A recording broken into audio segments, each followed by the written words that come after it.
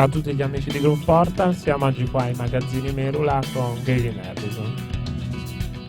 Ciao Gavin, quali argomenti tratterai nelle tue cliniche di batteria? Usi lo stesso materiale per ogni evento oppure ci sono delle variazioni di genere? I have about 10 or 12 songs ready.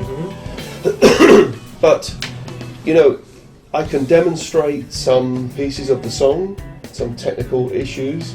I can, obviously respond to the questions if people want to see a demonstration of, Porcupine Tree song or something. And I don't play the same songs every night. I see how the mood is. If I feel like I want to play, a heavy song or a light song, or maybe someone asks me a question about something and I think, okay, this is a good example to make for this question. So, no, I don't really play exercises. The problem in a clinic is I don't know the level of understanding. Maybe there are some really young guys, 12, 13, and some guys who are professional. Okay, so if I sit and I show you septuplets grouped into 5 with a sticking in 5 in triplet 16s, I don't know, maybe 70-80% of the audience are like, huh?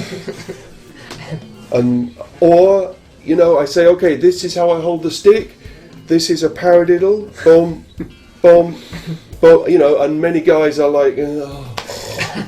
Do you know what I mean? It's difficult. If you go into a music school and all the guys are of a certain standard, it's easier to talk about exercises and very technical issues. When it's an open clinic, I think it's better to be a bit more entertaining. Play some songs, talk a little bit, play some more songs, different things. I have some jazz pieces, some big band pieces, the songs of me and 05 Rick, some Porcupine Tree pieces, a lot of different things, so people aren't really kind of getting bored.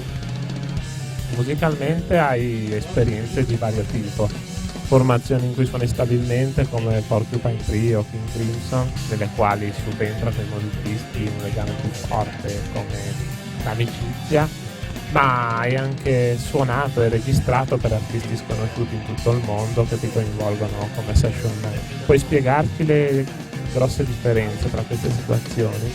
Come fai a suonare in sintonia con una persona che non hai mai visto prima? I mean, you understand in the first 20 seconds, and it was interesting for me, when I came to Italy and worked with musicians and we didn't have good communication with language, I could understand their character by the way they played their instrument. You can normally understand in the first 20 seconds if you're going to make a groove or not. How they feel, timing, and how they feel. You start to feel their personality by the way they play. Some guys are kind of nervous or very hyperactive, and probably they're going to get on the front of the beat. Other guys are very chilled out, relaxed guys, and probably they're going to play on the back of the beat. It's very subtle. We're talking 3, 4, 5 milliseconds of difference. But you heard this. I can hear it, and you feel it. You can feel it. You start to play the hi-hat at the beginning of a song, and then the guitarist plays dega dega dega dega. You think, oh no, this isn't working. The guy's not listening to me. He's not listening. Or you might start to play, for instance, 16s on the hi-hat, and a percussionist starts to play, but you think, wow, yeah, this is going to be good. I can feel that we've got a synchronicity. Usually you can understand the character of the person pretty quick. Visto il nome del nostro portale, i temi che affrontiamo, siamo curiosi di sapere che significato dai tu alla parola groove. Groove. Yeah, well, a lot of people talk about groove.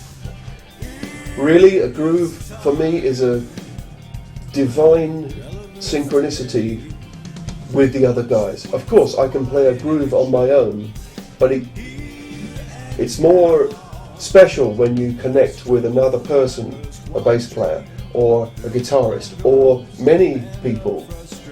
It's very rare that you get in a situation with a lot of guys and everybody has a fantastic tempo and everything is feeling great. Sometimes you just listen to, you know, a couple of the guys, or you have a special relationship with the bass player or the keyboard player, and you play the same type of tempo.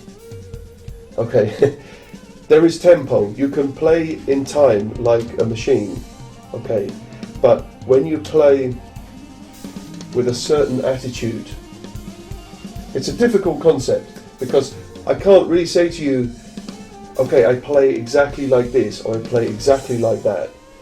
I play in a certain way, and with some, let's say, bass players, it feels fantastic. We have the same idea of groove.